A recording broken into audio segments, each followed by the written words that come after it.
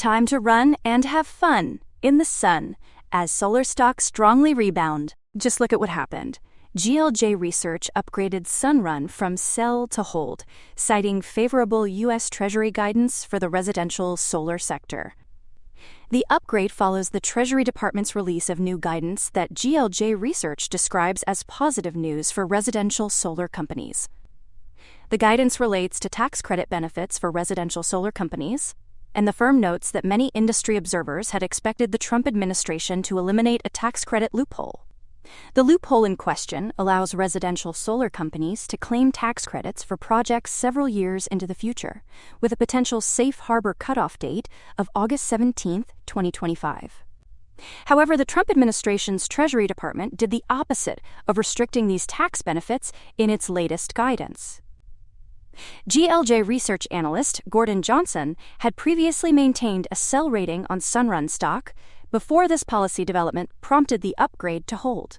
In other recent news, Sunrun's second quarter earnings report revealed a revenue of $569.3 million, marking an 8.7% year-over-year growth and surpassing consensus estimates of $559 million. Several analyst firms adjusted their price targets for Sunrun following the earnings release. Mizuho raised its target to $25, citing the company's success in exceeding expectations for solar and storage additions, and an increase in its contracted net value creation margin. UBS adjusted its price target to $16, reflecting revised forecasts for Sunrun's solar capacity deployments for the coming years. Wells Fargo also raised its price target on Sunrun to $14 from $8, while maintaining an overweight rating on the residential solar company's stock. The investment bank's new valuation framework for Sunrun consists of two components: an $8 per share base value reflecting cash generation through 2025 to 2030, and a $6 per share terminal value for 2030 and beyond.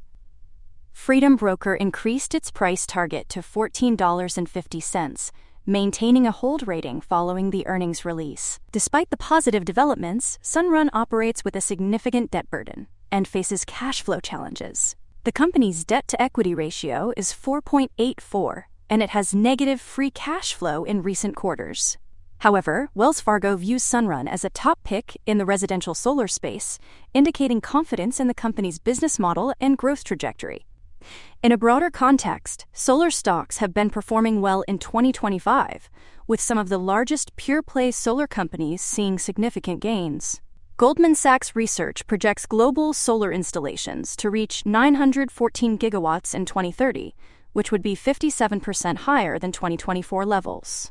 The firm's analysts note that the rise in solar generation is the fastest in the history of electricity, and that solar panel costs could drop 20% if output continues to surge.